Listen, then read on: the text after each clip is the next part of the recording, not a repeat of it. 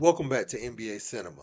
So today we have to talk about the ending of that New York Knicks Philadelphia 76ers game with the Knicks up 6 points, 96-90 with 28 seconds left, and they blew the game. You had a lot of critical plays down the stretch, starting with the Mitchell Robinson jumping inexplicably into Maxey for the 3 and 1, and then you come down next play. Josh Hart gets fouled, uh, makes one of two free throws. Then you have Maxey come down, um, hit a three from almost half court, a few steps in front of half court. And then now you're in overtime with Brunson getting blocked by Nick Batum at the end of the game. Some people say it was a foul, but at that point, the ref's not going to give you the game when you blow that kind of lead in that amount of time.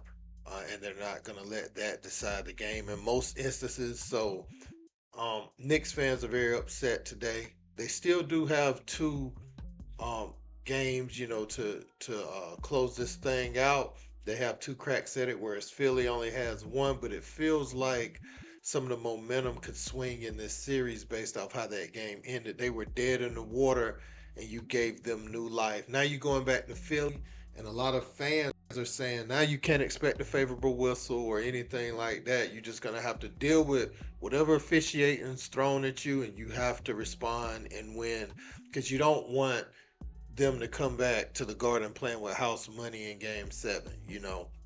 And I think most fans look at it and they say they have Joel Embiid and Tyrese Maxey, um, who both of them are capable of big explosions like Brunson, whereas Brunson is the one guy on their team that's capable of that type of performance. So you don't want to keep playing with a team like that. Like I said before, if Philly was healthy, they probably would be the number 2 seed in the East. So from a talent perspective, um, it's a series. If you have it in full command, you want to go ahead and end it as soon as possible. But Stephon Marbury has a message for Knicks fans today. He wanted everybody to stay positive. Let's check it out. Look, at the end of the day, we got two more shots. We're in a really good position. It's a tough loss. Philly came out and did what they were supposed to do on the road. We didn't handle the business like how we were supposed to. Free throws, turnovers, rebounds. Those are the things that hurt us. We can go back and we can look at the film. We can watch. We can see exactly what happened. We can see where we made our mistakes at. Maxey, he played a big game. It's kind of like when Joel Embiid had 50. You can't do nothing about that. Maxey, he played a hell of a game. You have to take care to him. You know what I'm saying? So we regroup. Like I said, we can't get too high. We can't get too low. We got to stay in the middle. And at the end of the day, we got two more shots. We got two more shots. That's a great position to be in. All of the Knicks fans out there, they feel your cheers. They hear you, baby. I know you're a little down right now, but don't get down. Stay up. Stay locked in. Stay motivated. What I'll be interested in seeing next game is how the fans respond as far as how they've been traveling to Philly. Um, and what made me think about that is Don Staley has responded to the win, the late comeback by the Philadelphia 76ers and win in OT. And she said, I need the Wells Fargo Center full of Sixers fans. Season tickets holders, do not sell your tickets to Knicks fans. I repeat, do not sell your tickets to Knicks fans. Pour into our Sixers. We can really do this ish, man. So Don Staley, rallying behind the Sixers. We saw her in the back with Jalen Brunson's dad, and giving Jalen Brunson love before Game 4. But, she's from Philly, so she's rocking with them.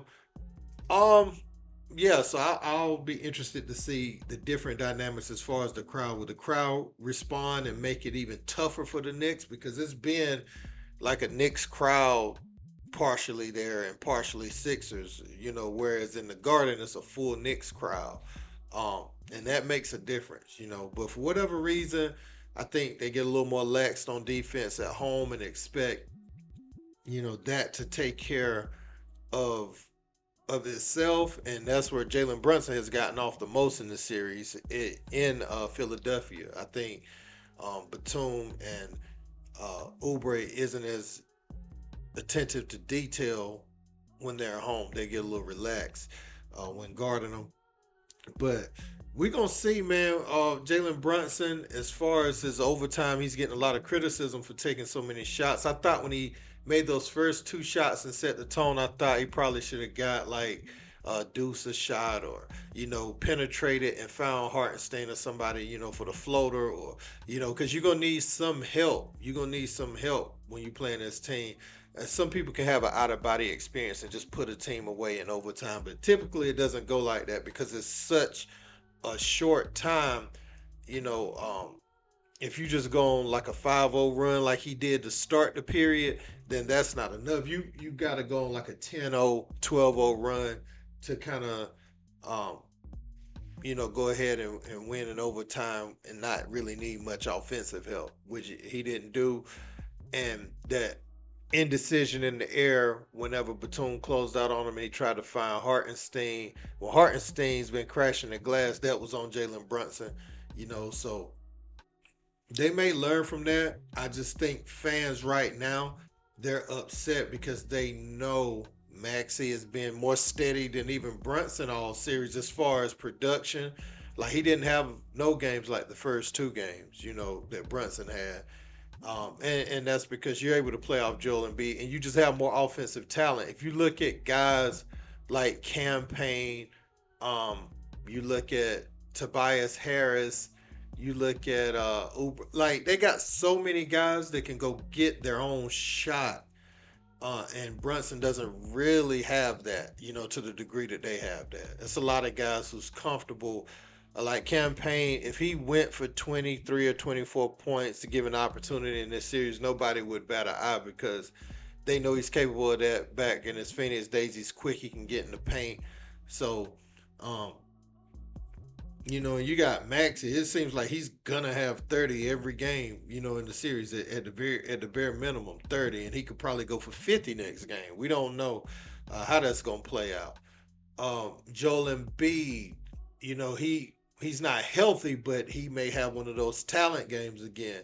You could have put him away last night in a bad game, so now in Philly tomorrow night, you may have to expect a big explosion. He may go for 45. Who knows? He's going to be up and down because of his health, but he still has that talent and that touch on his shot, so he's able to cause some havoc in that way. So even if Josh Hart, everybody shoot good, now you've put yourself in a position where you just may get a better effort from a home team, whereas you could have closed it out. And then you got to go back to the Garden, man, and you just don't want to get beat 3 times in a row. That's going to be tough for Philly to beat the Knicks 3 times in a row, I think. I think Dante DiVincenzo has to justify his starting at this point, and be more consistent. I think Josh Hart, I figured when he shot so well in the first 2 games, I figured the averages would play out.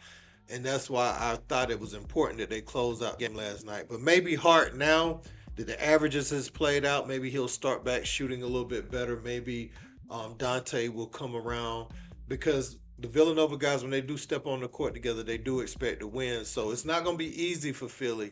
Now, they can get hot and shoot like they shot in game 3, but they could also get up tight and now feel like they're supposed to win at home. It just depends on their approach. They may be uptight or they may be loose now with this new life that they got.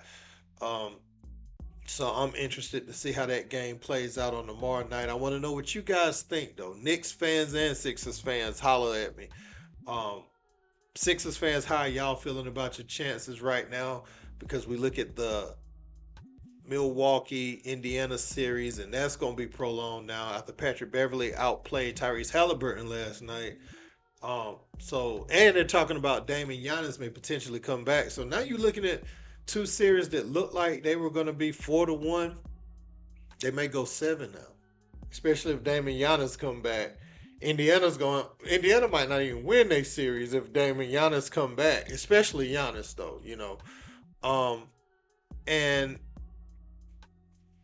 the Knicks, they have command and they play with certain identity. So we gonna see, man. They again, the Villanova boys, they comfortable playing ball in that city. So we'll see how that goes too. But let me know how you guys feel about this in the comment section. Don't forget to like, share, and subscribe. Till next time.